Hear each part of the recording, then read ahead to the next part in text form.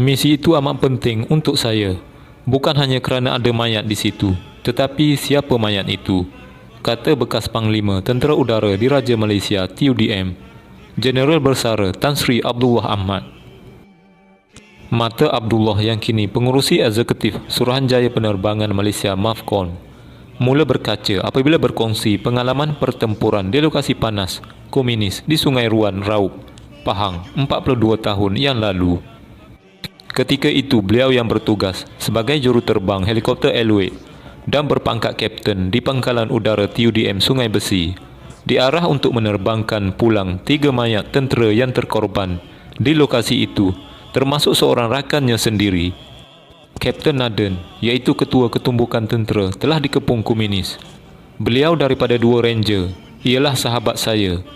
Kami satu company ketika latihan dahulu. Ditauliahkan bersama melalui TJP, Tauliah Jangka Pendek Batch 13.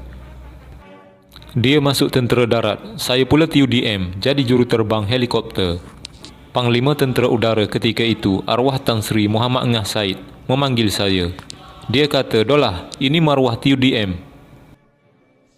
Tentera darat minta kita bawa keluar mayat itu hari ini, walau dengan apa cara mana sekalipun. Kamu mesti sempurnakan misi." Kalau dia tidak cakap masa tu, memang saya mahu pergi ke lokasi pertempuran. Misi ini amat penting untuk saya, bukan hanya kerana ada mayat, tetapi siapa mayat itu? Katanya sebab ketika ditemu bual berita harian. Ketika insiden pada 1976 itu, Abdullah diarah mengambil 3 mayat anggota tentera yang terkorban pada hari kedua pertempuran selepas pasukan Wira Negara dikepung komunis. Kebetulan hanya helikopter saya pada masa itu boleh masuk ke kawasan tersebut. Nuri terlalu besar, kawasan masuk itu tiada tempat pendaratan. Helikopter kita juga tiada gunship, helikopter pengirim bersenjata. Tetapi dalam hati, saya mesti selesaikan tugas ini, katanya. Cubaan membawa keluar mayat rakannya itu bukan mudah, kerana beliau tidak boleh mendarat. Bersama-sama seorang lagi anggota dalam helikopter, Abdullah menggunakan teknik winching untuk mengangkat dan membawa keluar mayat dari lokasi.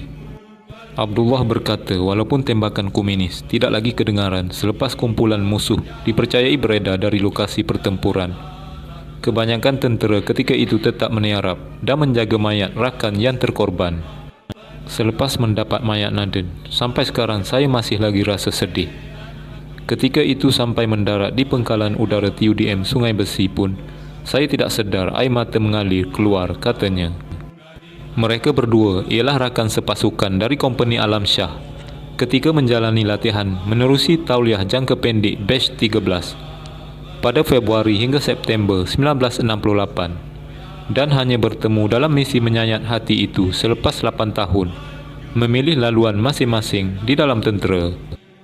Masa dalam kadet tak kira bangsa atau agama, semua macam adik-beradik.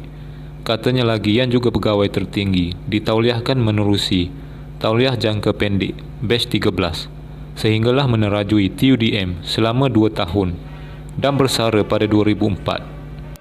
Pada usia 56 tahun, Abdullah berjaya membuktikan kemampuannya dengan menunjukkan aksi hebat ketika menerbangkan 3 jenis pesawat secara berterusan dalam tempoh sejam ketika berlangsungnya sesi pertunjukan udara di Pangkalan TUDM Subang.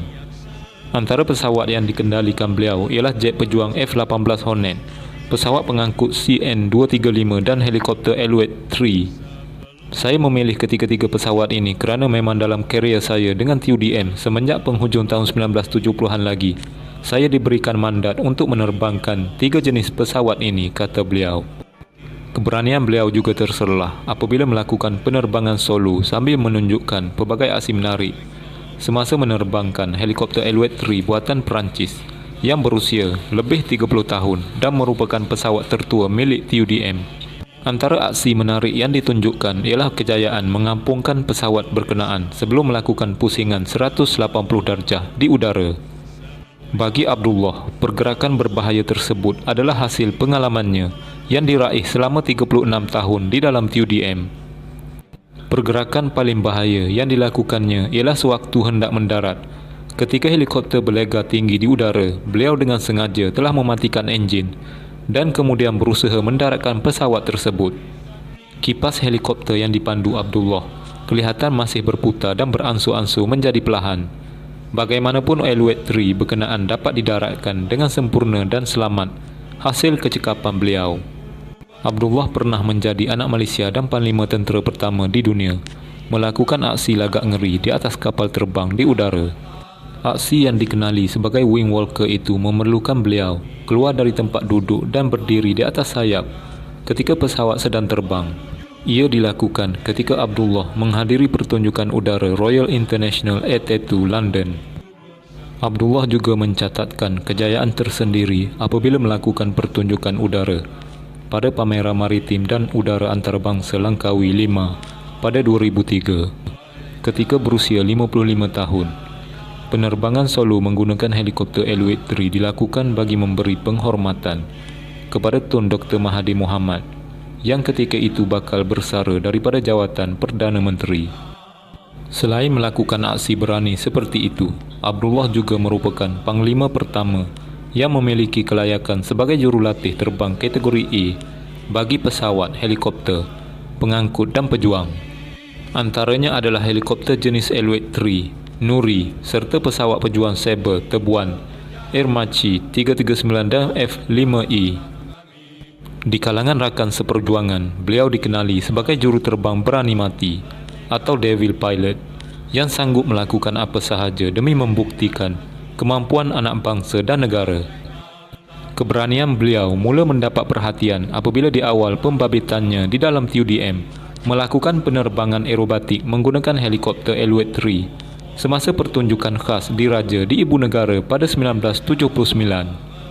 Abdullah menjalani latihan di Federal Military College FMC Kuala Lumpur dan ditauliahkan dalam TUDM pada 22 September 1968. Beliau menegaskan semua perkara yang dilakukannya bukan untuk menunjuk-nunjuk, tetapi sekadar menyahut seruan Malaysia boleh. Beliau ingin menyampaikan mesej bahawa juruterbang dalam TUDM bukan hanya menerbangkan satu jenis pesawat sahaja dalam satu-satu masa. Ramai juruterbang kita yang mahir mengendalikan lebih daripada dua jenis pesawat, jelasnya.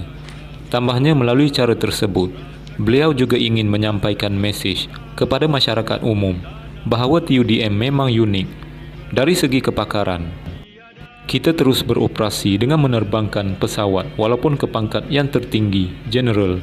Ini adalah bertujuan jika sesuatu konflik berlaku, semua juruterbang yang ada boleh digunakan, katanya.